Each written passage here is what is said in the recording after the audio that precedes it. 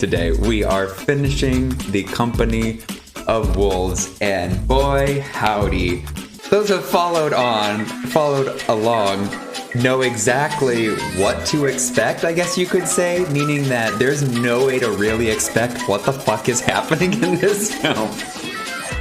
I'm gonna start by pointing this out. This is part of the recap. This is the poster. Yeah, we have yet to see, we have now seen this red coat, and we have kind of seen this guy, but other than that, the moon has been seen and trees have been seen as well. But that is it as far as how much of this poster has to do with the film.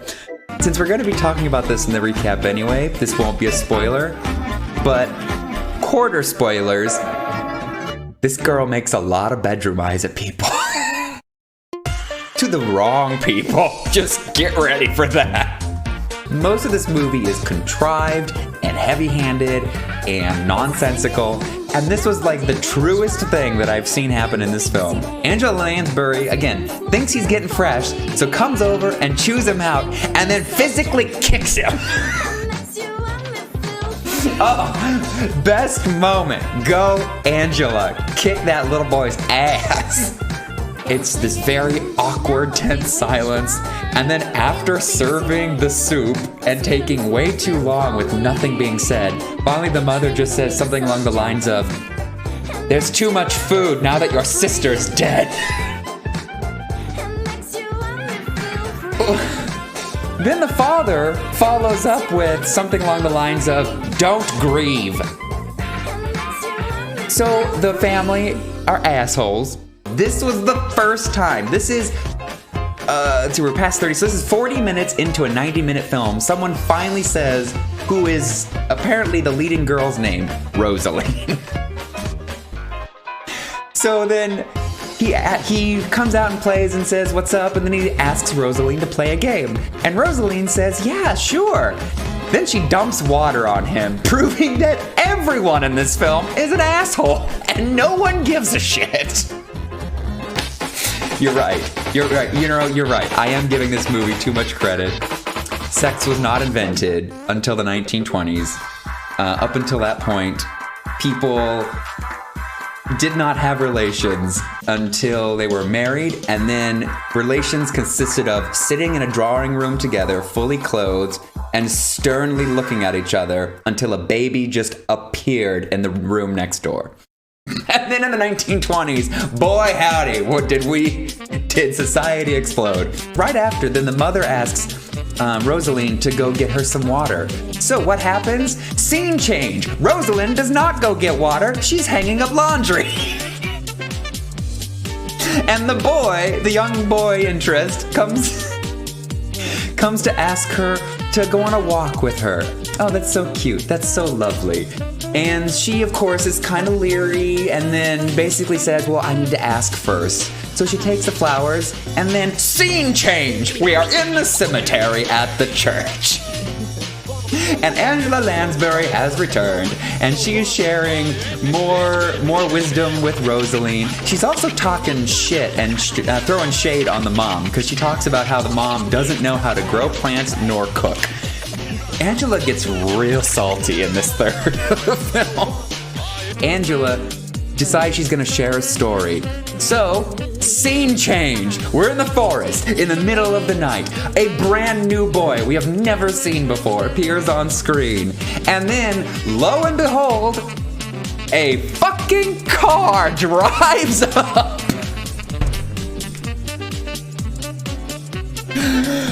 Out of fucking nowhere. I get that this is a story, but this is a time period where cars have not even been invented, let alone conceived or anything yet. And a fucking Rolls Royce, like a 1910s, 1920s Studebaker Rolls Royce, rolls up in the fucking forest. And not only that, Rosaline is the driver. Make sense yet? Buckle up. In the back of the car is a knockoff Tobin Bell, and he gives the young boy a potion. Then the car drives off. And then the boy rubs the potion on his chest. And then the car drives off. And then the boy looks at the car. And then the car drives off. And then the boy goes through puberty. And then the car drives off. And then vines from the forest enwrap the boy's legs. And then the boy starts screaming and turns into the mirror of top-tier real-world Rosaline. Scene change! Back to the cemetery. And Angela is now talking shit on the priest about how he had a kid out of wedlock. Is it important to the story? Probably not. And we finally, halfway through the film, 45 minutes into this thing, we finally have Little Red Riding Hood appear. Rosaline gets the finished cloak, and we finally have the allegory that this whole fucking film was supposed to have been set up from the beginning. But here's what's more important. Scene change! The rainbow ends at the bottom of a giant tree, which she starts to climb. And once she gets to the top, she finds a nest filled with eggs, and a mirror, and lipstick. And also the eggs hatch into creepy dolls. Scene change! We finally, I think this was 50 or 55 minutes into the film, we have an actual wolf. We have an actual wolf appear on screen. No fluffy dogs, a real life wolf on screen.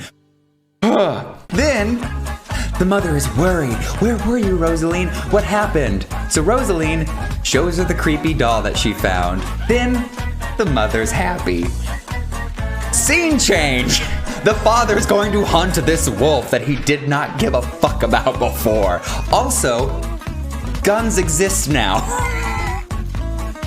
Then, the men set a trap with a duck for bait. Then, Rosaline says, I'm gonna tell you a story to the mother. Scene change! We are now in a Baroque French wedding. Then, the lady, after monologuing for a bit, stares at a mirror and cracks it with her gaze.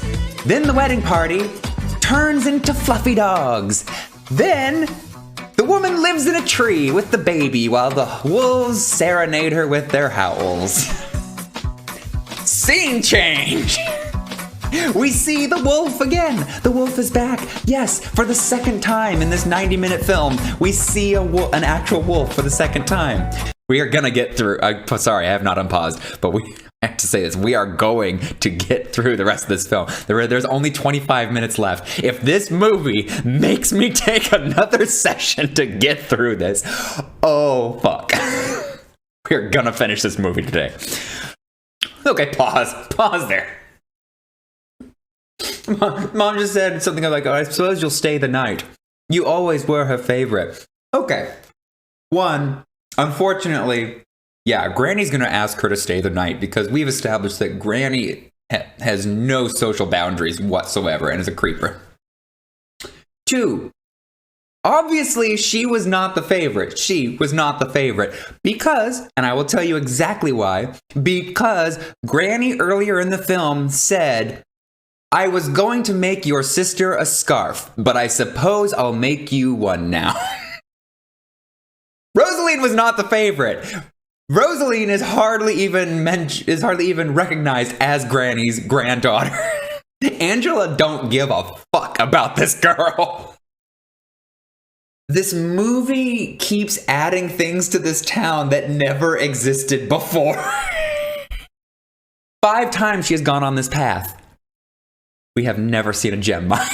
Also, these are the fakest ass gems ever. These are the horrible plastic, slightly, just ever so slightly opaque gems that come in board games. This should be a much richer community. Otherwise, why the fuck are they mining all these gems? I feel like their job is to go in and be like, yep, I spent 8 hours mining all these gems. That was a good day's work. Well, all right, bye. And then they just go back to back to their house. The boy pops out and says, "Where are you going?" She says, "I'm going to Granny's." And the boy says, "Oh, the path is dangerous." And he has a pocket knife. He's like, "You might need protection." And then she just, once again, nonchalantly holds up a fucking dagger. And not even like one of the little stilettos, but like a full, almost a full, like, short sword dagger. Like one that's like 12 inches long.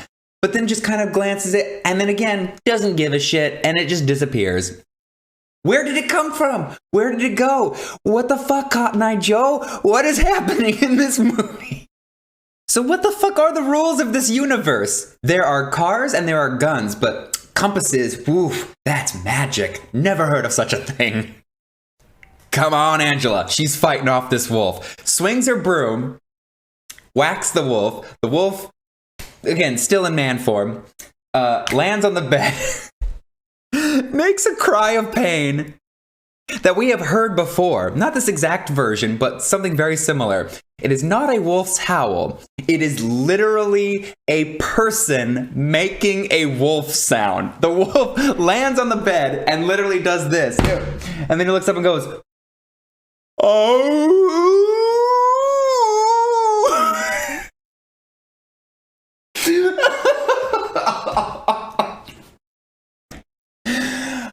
Oh my god. Look, I'm literally not even gonna practice this. I'm just gonna whip one off the top of the noggin here. Didn't even practice that. How hard is it to howl like a wolf? Oh.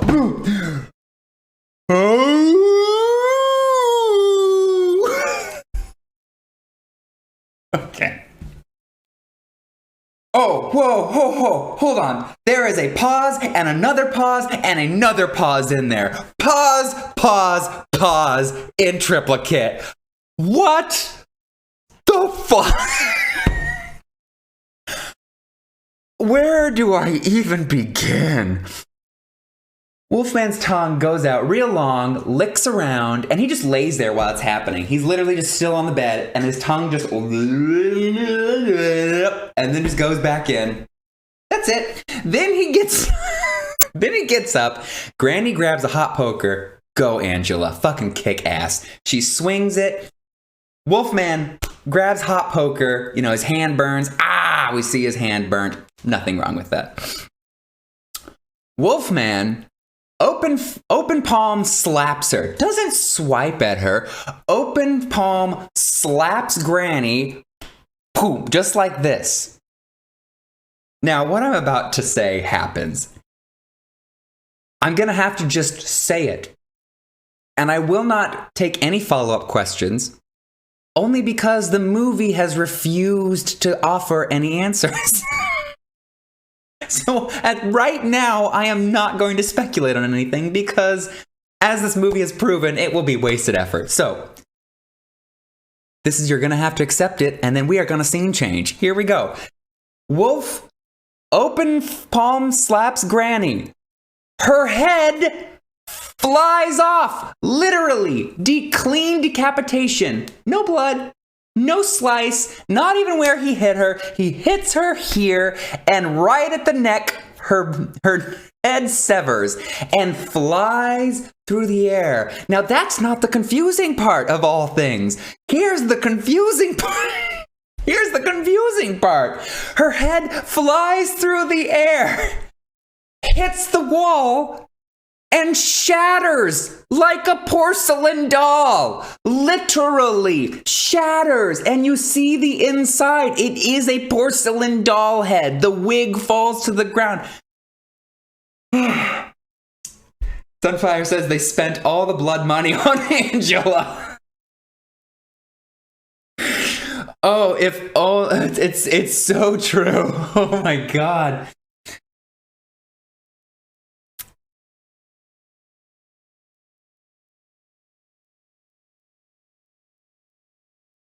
We are going to unpause.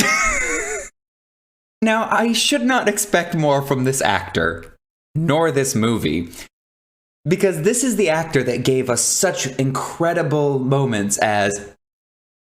Oh!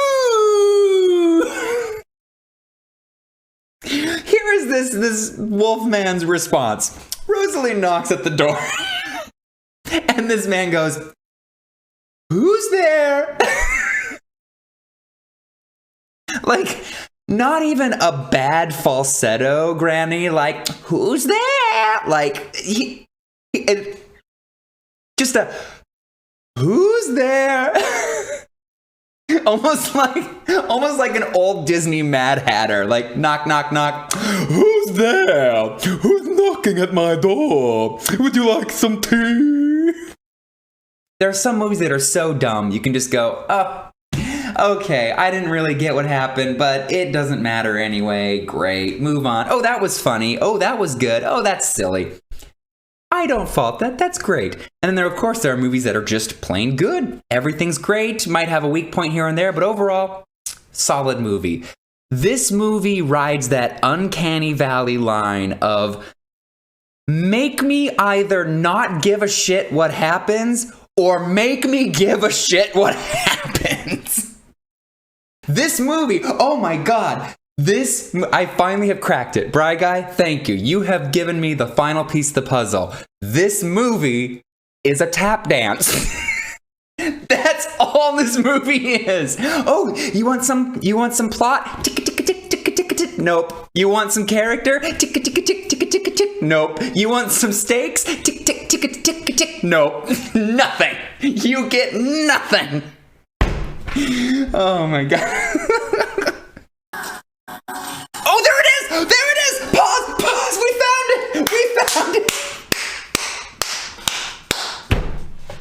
We found it!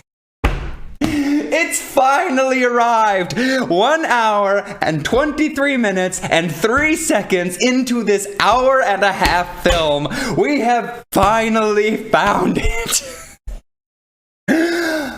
Oh my God. We have it! We finally have it! This man has arrived! The wolf! This guy does not turn into the wolf. The wolf emerges from his mouth! This exact moment has been an hour and 23 minute build-up, and the entire movie is based off of this. She was a girl, he was a wolf. Can I make it any more obvious?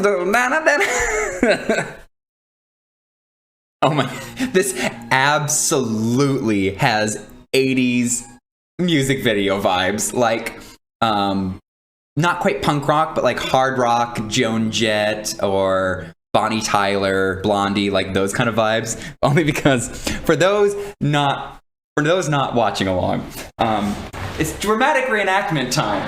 She's doing really bad, like, 80s dance moves types of movements. So she's, like, coming up and then she does this.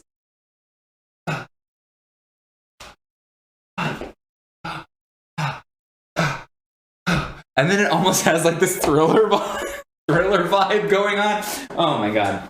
Quite honestly, this movie is basically just the 80s, a film. She does the really bad fake "I'm scared." She does the She took acting lessons from her sister. Also, okay, pause. Yet again, also does the really bad scream similar to the sister. Dead eyes, but trying to scream. Ah! And she's actually screaming, but it's like, ah! Ah!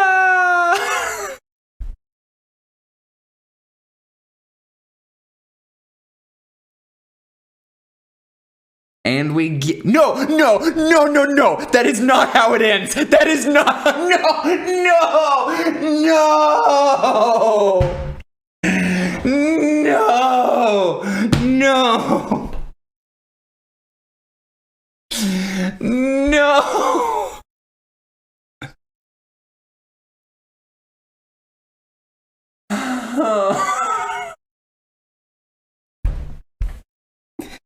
Movie, please. Please, I just wanted something answered. Anything. I don't care that you brought up all these different questions and nonsensialities throughout this film. But give me at least one answer. It is not artistic to deny me one answer. Any of them. Anything could have been answered, but you didn't give me even one answer. Oh my God. Okay. I need some water. Oh my God, Nat class, let me tell you. Welp is pretty much exactly how the end of this movie can be described. In fact, if someone were to say, oh, hey, I heard about the Company of Wolves, and I heard it's kind of this bad 80s film, and it, like, you know, it deals with werewolves, and Angela Lansbury is in it for some reason. Like what's up with that? What actually is going on in that film? That is the most concise answer. Well,